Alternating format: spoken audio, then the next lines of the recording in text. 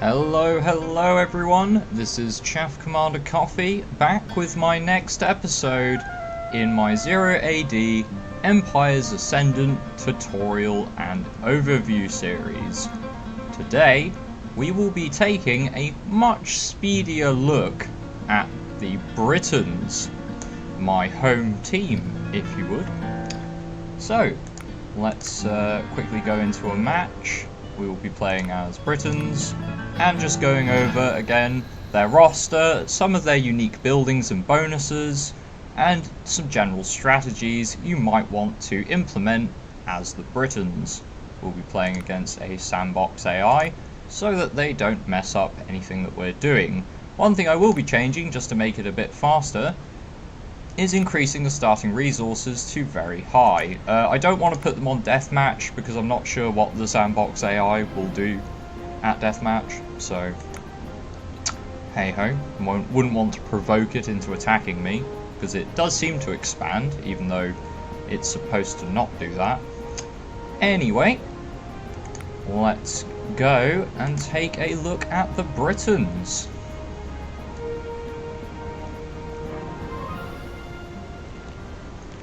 So here we are at the start of the game. I will just quickly give my workers a few jobs, just so that they're doing something. Right,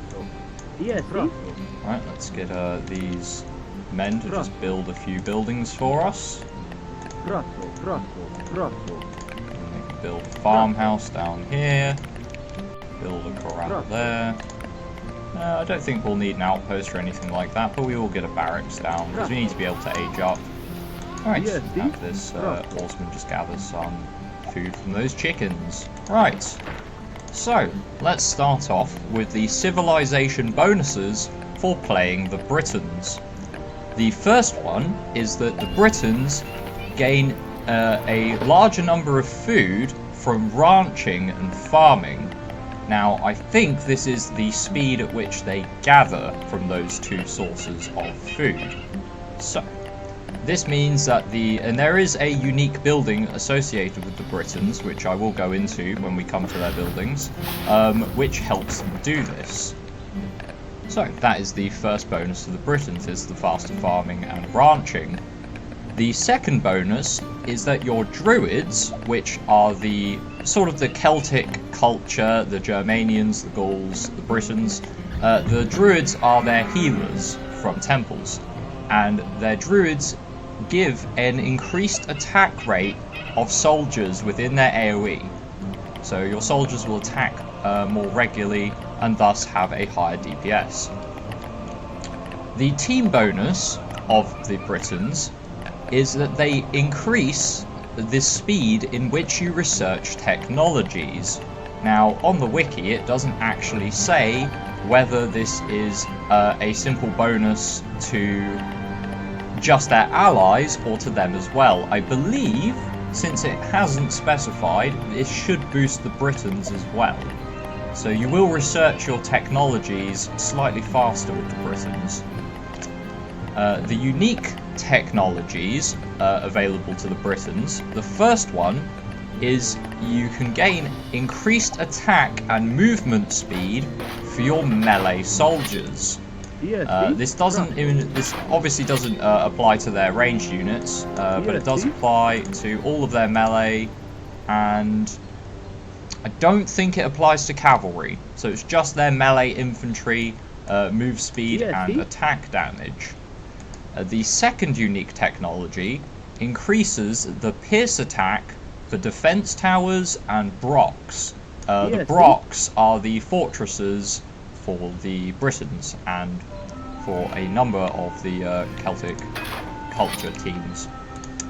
Okay, so we're just advancing to stage 2 so I can show off some more buildings. Let's just get a blacksmith there, build a temple there, get a marketplace there, and, well, we may as well build a kennel, because that is one of the unique buildings for the Britons. And I think it should be, yeah, 4 structures, so this should count as all the structures we need to age up. So that is the civilization bonuses, team bonus, and unique technologies for the Britons.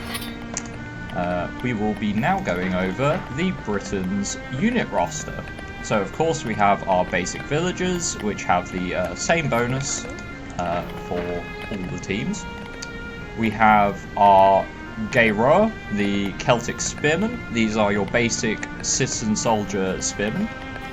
The Celtic slingers, which are your basic citizen soldier slinger units. And then the raiding cavalry, which are your basic ranged citizen soldier cavalry. They use javelins, basic javelin cavalry.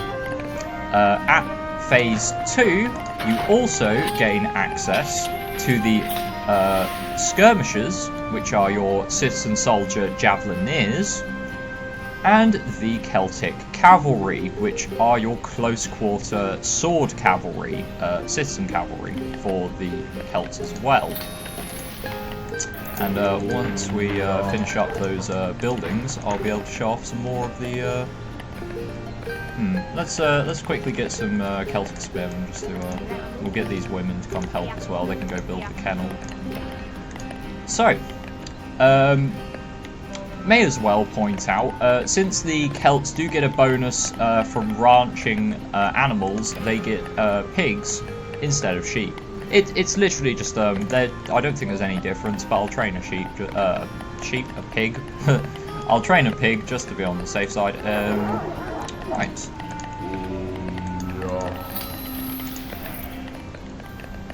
So those buildings will take a little bit of time. I can actually just speed it up a little bit. See, there's a little speed option in the top here. You can just quickly speed up the construction of these buildings to get us to phase 3.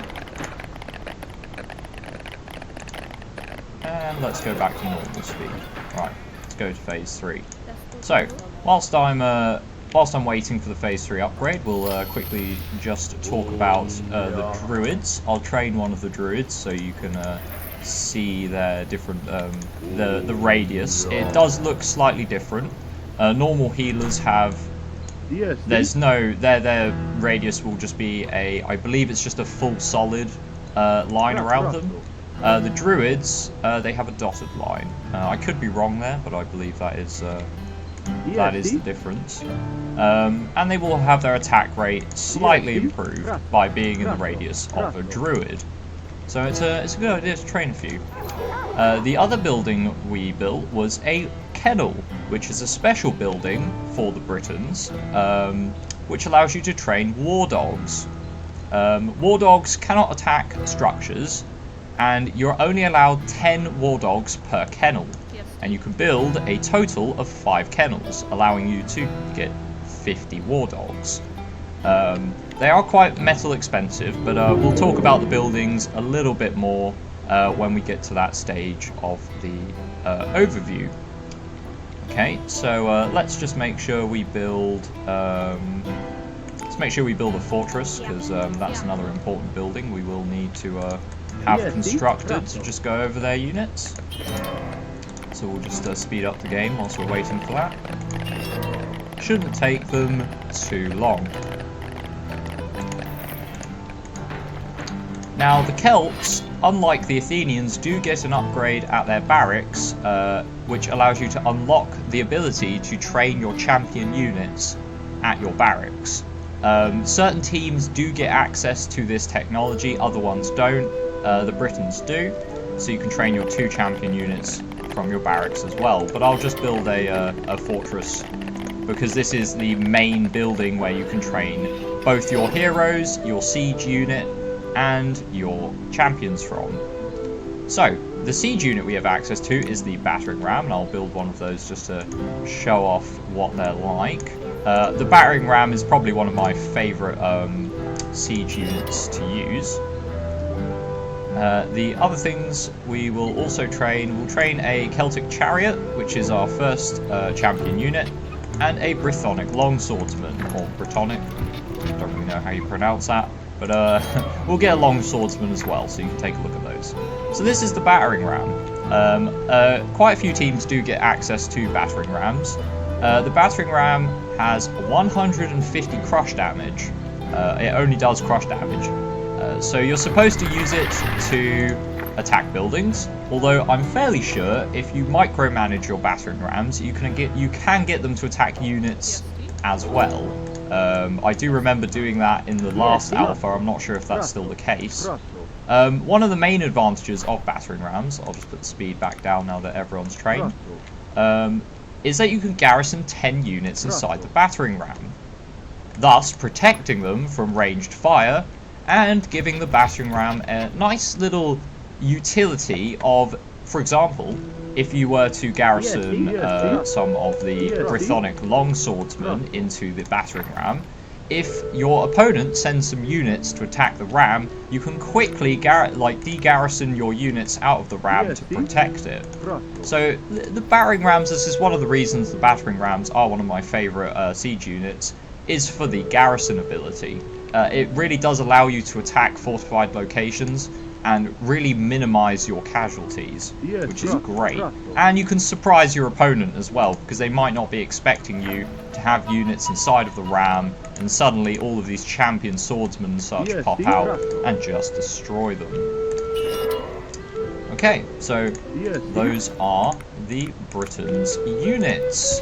We'll just quickly take a little look at their heroes. So we have our first hero, Boadicea, or Boadicea, depending on how you want to pronounce that. And her ability, she only has one, is your champions gain 20% more attack, plus 2 capture rate, and 10% speed within 40 meters of Boadicea.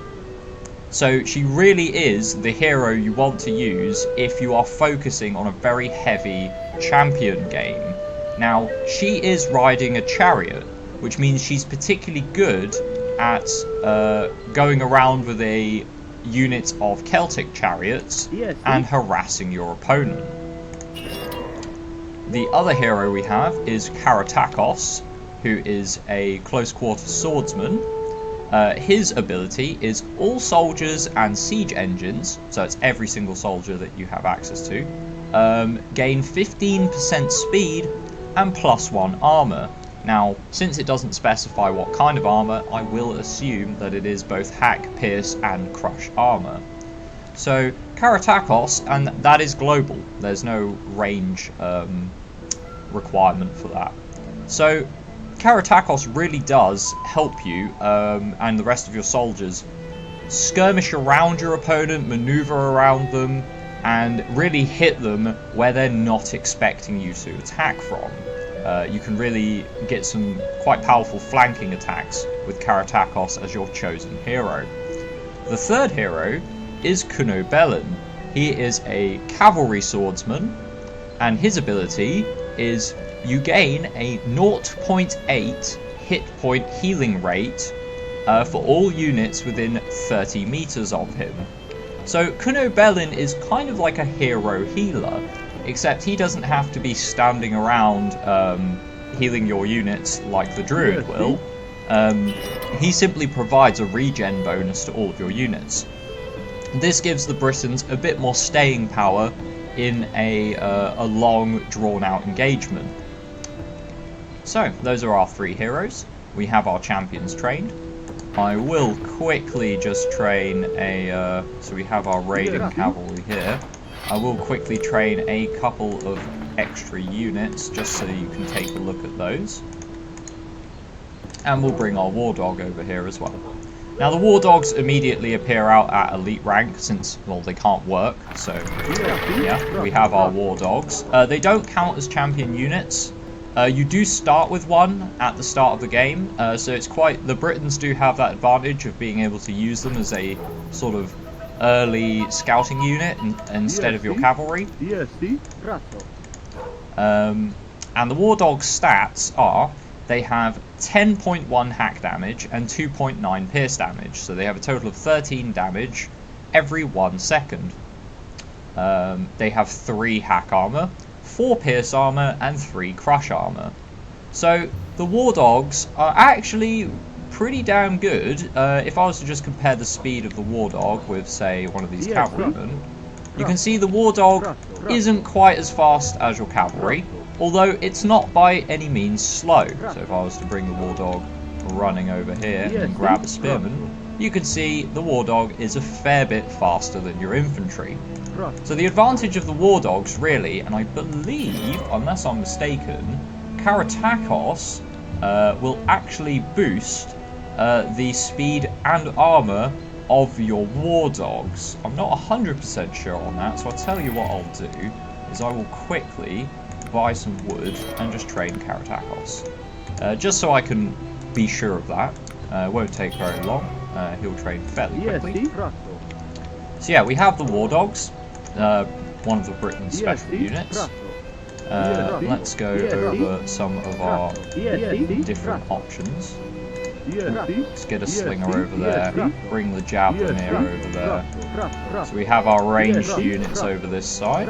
Here's Karatakos, he's just appeared. Let's take a look at the war dog stats. It doesn't say the war dog stats have improved, so I'm going to assume he hasn't improved the war dogs. So unfortunately Karatakos does not improve the war dog's abilities. It would be pretty nice if he did, but never mind. Let's delete him. So sorry Karatakos, we'll just delete him so that you guys get a accurate representation of the unit's different stats.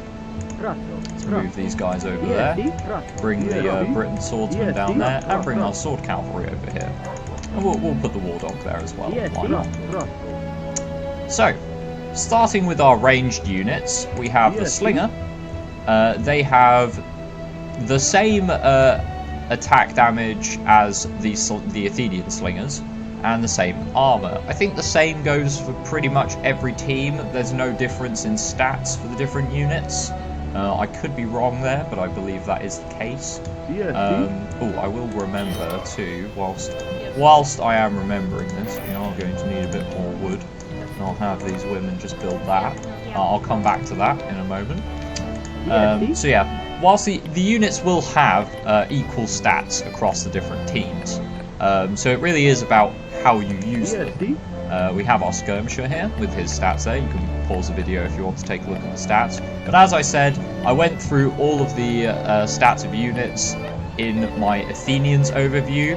My Athenians overview is kind of a complete overview of all the basics of 0 AD. There will be some differences that I'll have to go over when we get to units that the Athenians didn't have access to. But as you can see, they have exactly the same stats as the Athenian units had during that overview. So the real differences we have are with our champions. Now we have the champion Celtic Chariot. These are javelin-based champion units. They have 36 pierce attack with a range of 32. So they are higher range and higher damage than the foot-based javelin champions. They have 7 hack armor and 5 pierce armor. So they're a lot harder to kill with sword-based cavalry. If we have a look at our sword cavalry over here. But they will go down fairly quickly to concentrated archer fire, or they'll go down faster to concentrated archer fire and lancer cavalry. However, the chariots are pretty damn fast. As far as cavalry is concerned, if I was just to line up this sword cavalry and have the two of them move over there, you can see the chariot is just slightly faster. Then it has a speed of 20.5 when it's walking and 28 when it's running. The cavalry has a speed of 20 when it's walking and 28.8 when it's running. So they're a little bit slower when they're at full tilt compared to the cavalry, but they're more or less the same. However, as we went over with Boadicea, she gives an increased speed bonus for your champion units within range of her. So Boadicea really does excel when she's with large groups of these chariots. And as we can see by their hit point value, the chariots are a fair bit tankier than the cavalry units, the cavalry swordsmen. Our other champion unit the Britons have access to is the Britonic longswordsman. They have 200 hit points, and they do 11 hack damage at a rate of 0.75 seconds. They have 7 hack armor and 7 pierce armor, making them a fair bit stronger than the Thracian Black Cloaks we had a look at. I believe the Thracian Black Cloaks didn't attack quite so regularly. Could be wrong there. It hasn't been too long since I went over that particular overview, but I don't remember all the nitty-gritty numbers, so do excuse me if that's wrong. But I believe they do definitely have 1 point more armor than the Thracian Black Cloaks from the Athenians. So the Brythonic Longswordsmen are really, compared to the rest of the Briton roster, which doesn't have access to any kind of swordsman, the Brythonic Longswordsmen really are your sort of shock troops. They're very, very efficient at cutting apart regiments of spearmen. Although the Celts do get, or the Britons do get they get very good access to spearmen, so they don't have troubles dealing with cavalry as much as they do infantry. Right, so there's the Briton unit roster. If I can just quickly find it, maybe I'm trying to think of where the Britons will have their unique upgrades. It might be in. I don't think it will be in the Wonder. It's not in the Civic Centre. It's not there. It's not here. That's rather odd. I don't seem to be able to see where the Britons get their unique technologies. It's not at the barracks. Those are the same techs from the last video that we looked at. It's quite possible that they're only available in the island settlement. That would be a bit strange if they were, so don't quote me on that. Unfortunately, I don't think I'll be able to show off the island settlement since it's, I didn't pick water map again. I totally forgot the Britons got a island settlement. But never mind. Right. Let's go over the Britons' buildings. Now, many of them are exactly the same as the Athenians. One of the things I will point out is the house is half the price, so it's only 75 wood, not 150, and has a population bonus of 5. So they're a lot smaller, they're a lot easier to capture and destroy, but you can... The advantage of having 75 cost houses is you can either snake them out along your borders to reach certain resources a lot cheaper, or you can use them, well, your wood is less, you're less constrained by your stockpile of wood in the early game when you're trying to get your timing down for your age ups and things like that. The Britons can spread out their wood costs a bit more easily. Another thing that the buildings you may see just there is that a lot of the Celtic buildings, particularly the farmstead and the storehouse there, as well as the dock, the barracks as well, the blacksmith, a lot of your basic sort of base buildings, they have a population bonus. Now this applies to all of the barbarian culture teams, the Germanians, the Britons and the Gauls. I'm fairly sure it applies to all of them. A lot of your base buildings provide population points. So if I build a storehouse, you can see my population right now is 22 out of 59. And if I was to build this storehouse, we'll just quickly speed it up, just so you can see there. So we're currently at 59. When the storehouse is complete, we go up to 61. So it's one of the unique things with the barbarian cultures is that a lot of their buildings that they build in their base do provide population cap. This is a really useful ability because it allows you to focus spending less resources on building houses and more on actually putting men in the field. You don't want to rely on the fact that your storehouses and your farmsteads provide population cap, but it is very nice, once again, for spreading out when you decide to build houses to save those all-important resources in the early game. The other buildings available to the Britons, again, pretty much all the same as the Athenians. With most of the teams, they will all be the same. You've got your standard town centres and such. Again, the defence tower, it may be from a defence tower we get that upgrade. So I'll quickly build a defence tower just to make sure that's not the case. That shouldn't take too long. It might also be I have to upgrade something from the blacksmith to show that off. The unique technologies, which I don't seem to be able to find in any of the buildings, which is a bit unfortunate. Also, where did that pig go that I trained earlier? We'll just train some more. It won't take very long. Is it here? Nope, doesn't look like it. Okay, well, I'm unsure off the top of my head where you get the unique technologies for the Britons, but they will be somewhere. It may be that you have to either research some of the blacksmith technologies first and then you get access to it, or maybe you have to research some of the technologies from the guard tower to get the upgrade to your pierce attack and such from your towers. But not to worry, I'm sure someone will figure that out during their game when I'm unable to do that right now. So really the last things we have to look at are the island settlement, the Kennel, which we already discussed is the special building for the war dogs, and the Rotary Mill. So to start with, we have the island settlement. This increases your population limit by 20. It has a garrison limit of 20 and heals 1 health per second, the same as a town centre. Except the waterway, if I just quickly get enough wood to show that off. Oh, now I spent all of my stone. Silly me. Let's buy some more stone. Right, there we go.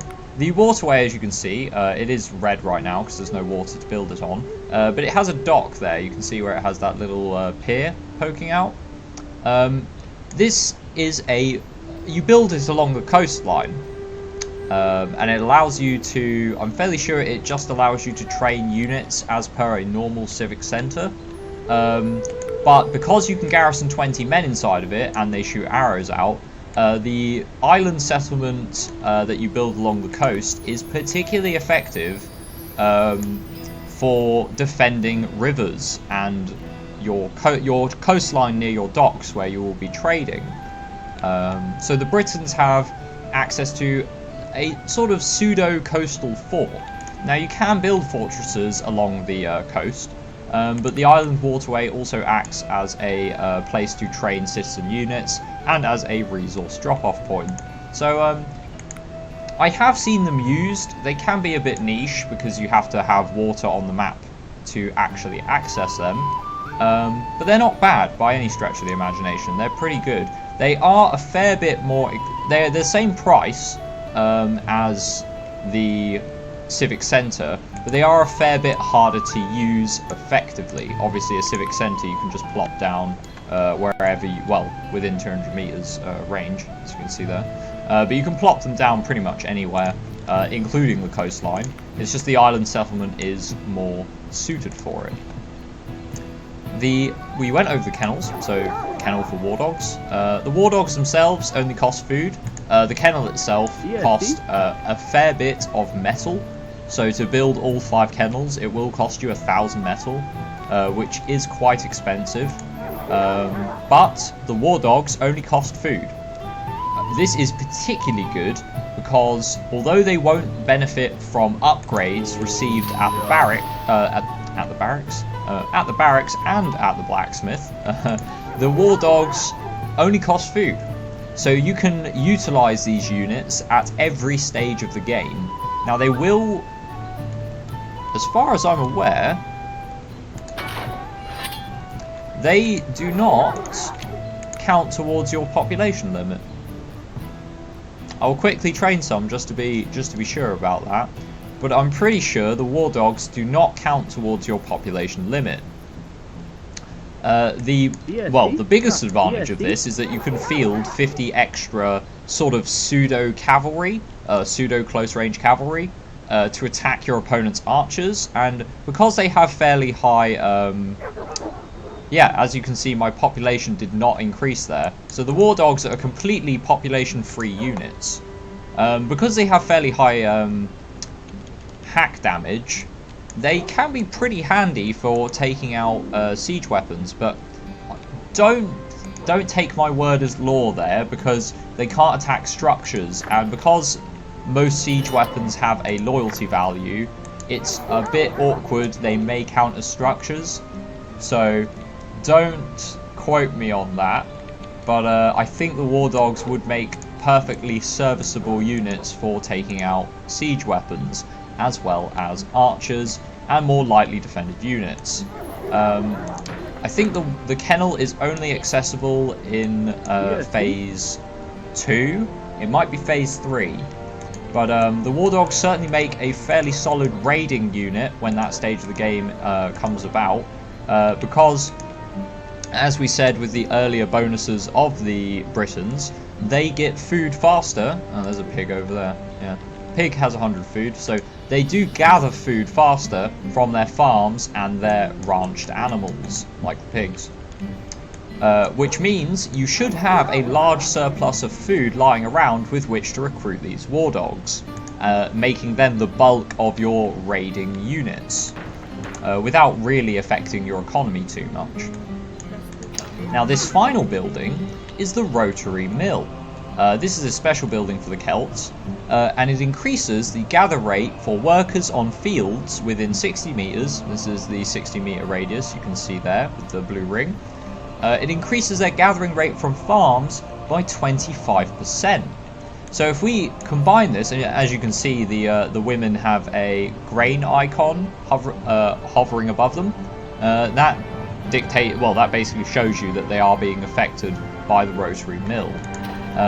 This basically means, coupled with the Britons' ability to gather from farms faster, the Britons are very, very, very good at gathering food from various different sources. If you get a solid farming economy running, the Britons really will have an endless supply of food, from both for war dogs, for pretty much all their units. It's a pretty nice bonus to have. You should never really have to worry about food. And once you get all of the upgrades at your farmstead for your ploughing, your farming rate there, they will gather it at quite an extraordinary pace. Let's just put the speed back down to normal. So, overall, the Britons are pretty good at getting food. This is particularly useful if you find your allies are running low on food in a team game.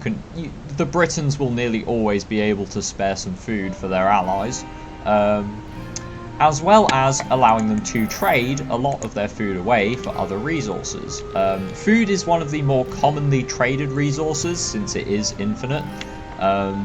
But you will still see people trading food away for the other 3 main resources that they might need.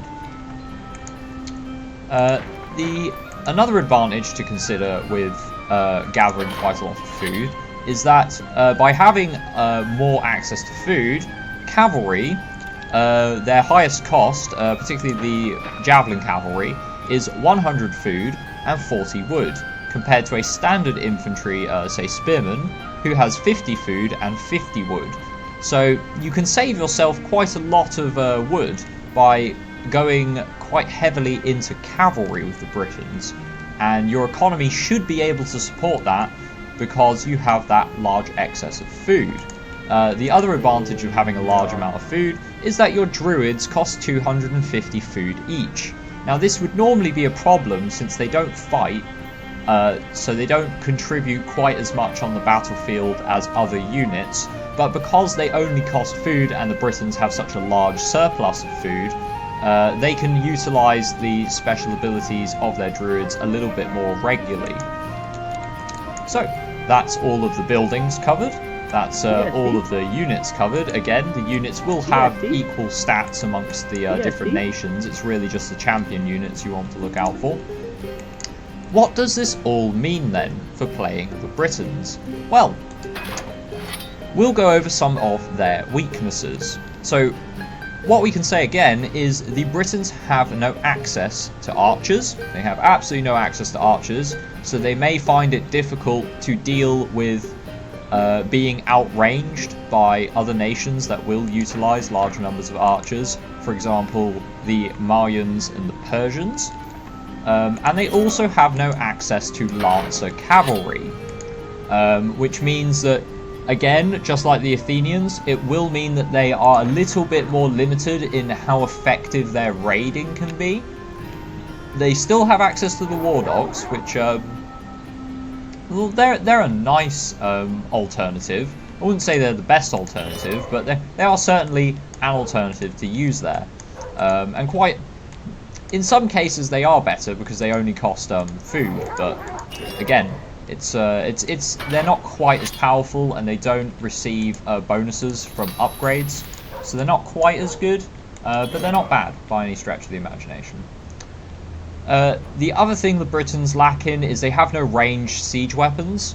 They only have access to the Battering Ram. Now, I think the Battering Ram is more than enough as far as siege weapons go. But some people do prefer to use the ranged siege weapons. They find using catapults behind a line of slingers and archers and such is a lot more effective for sieging your opponent down. But I personally like the Battering Rams, so think they're absolutely just fine. But that is something to consider. As far as their champions go, you have a very fast raiding javelin chariot, which is... Their damage is very high, so you can use them as frontline champion units as well. But because of their speed, they're generally better for really hitting your opponent's economy very hard, and also outflanking their archers and ranged units. And really putting the hurt down on those. As well as the Brythonic longswordsmen, they make up for the fact that the Britons don't have any particularly strong frontline melee units. Like, they do have the very easy access to spearmen, but the Brythonic longswordsmen really make up the bulk of their sort of core fighting force on the front lines, which is kind of scary because by having a champion swordsman unit, they will generally perform fairly well in a melee versus melee engagement. Champion spearmen won't do quite so good if they're not fighting cavalry, whereas the Brythonic longswordsmen will absolutely excel. So, some of the strategies you might see the Britons implement based on their heroes and their total roster and buildings. The most obvious one that springs to mind is the Briton Boom. So, because the Britons have very excellent farming and ranching, they're very good at building their economy up very, very quickly. And they can defend their economy by utilising the war dogs. Because the war dogs do not count towards your population, the sooner you can get a mass of war dogs, the sooner you can start harassing your opponent and also protecting your borders.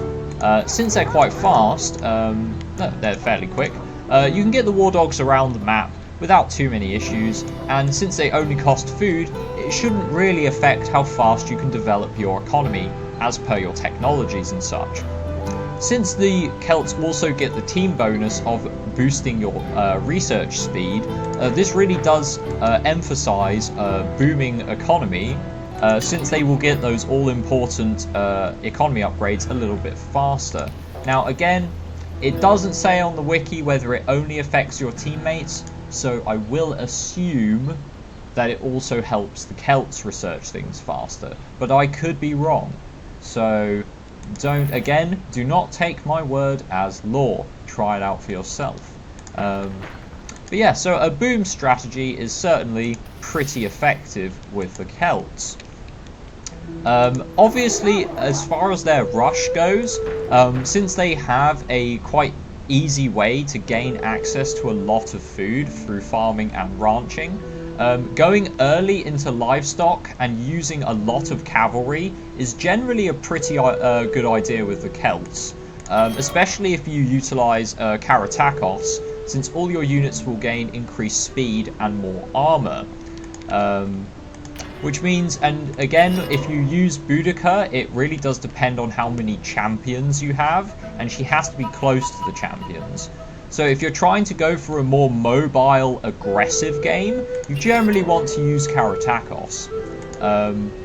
He will really improve the ability of your cavalry to hit those exposed positions in your opponent's base, and with the increased food gain the Britons get, I keep calling them Celts because they're the same. They're Celts, Britons. It's the same thing.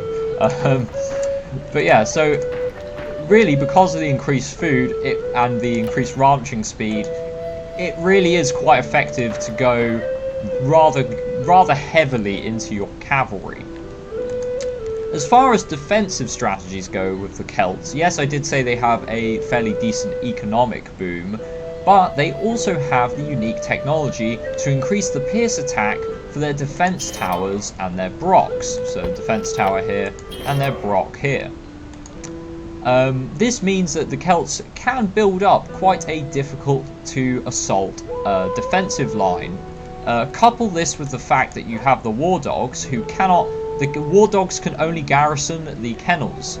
They can't garrison your other buildings. So you can use your 50 spare population of war dogs to really harass your opponent who's attacking you, whilst your main core of units, your citizen soldiers and your champions, can stay safely tucked away in your towers and in your brocks. Thus you can weather your opponent's attack fairly well, since you'll be able to kill off their units faster with the arrow fire. So the Britons can be quite hard to attack. If you add on the fact that they're Druids, they will have fairly easy access to their Druids. They can keep their army alive out in the field a bit longer as well. The hero that really benefits them in a more defensive game is Kuno Belen. Because he has he gives a healing radius to your units. The best thing to do with Kuno Belen is garrison him inside of a fortress, and then when your opponent puts units around the fortress or gets siege weapons a bit closer to the fortress, you can pop Kuno Belen out with a group of Brythonic longswordsmen, and the longswordsmen will be able to chop those units surrounding the fortress apart and also knock the siege weapons out of combat. Kuno Belen will then keep your longswordsmen alive for a bit longer whilst they're fighting around the defense of the fortress.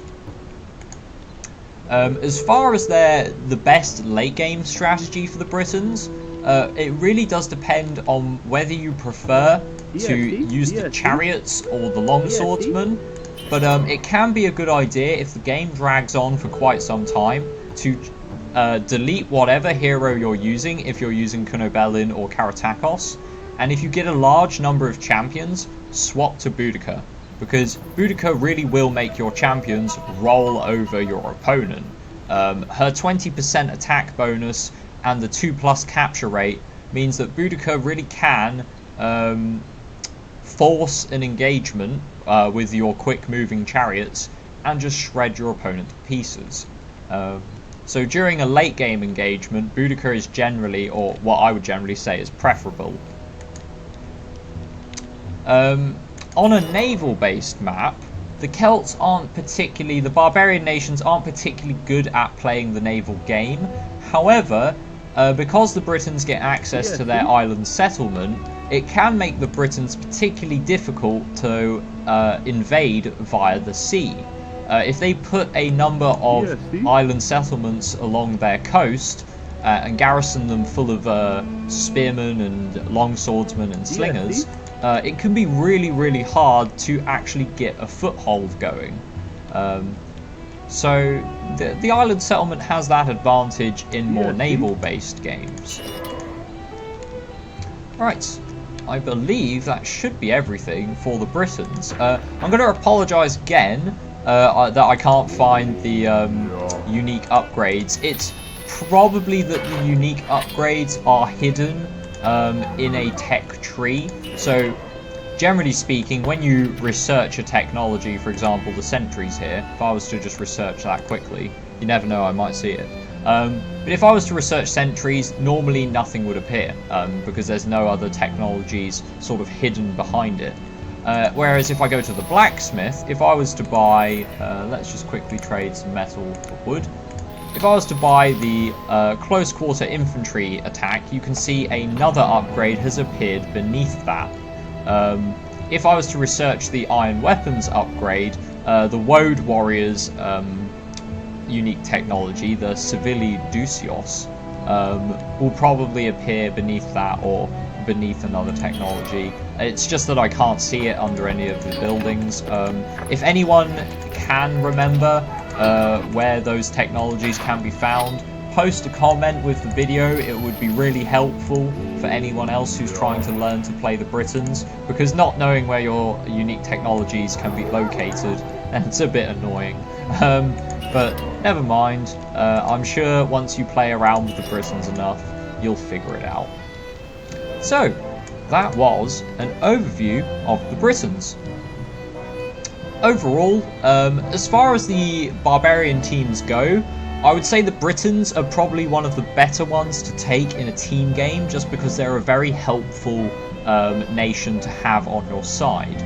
The increased tech rate and the fact they'll have a lot of surplus food means that the rest of your teammates can rely on you to be a bit more of an economic powerhouse, to really back up their fighting on the front line. So if you end up spawning in the pocket as a Briton player, booming is definitely a very good thing to do.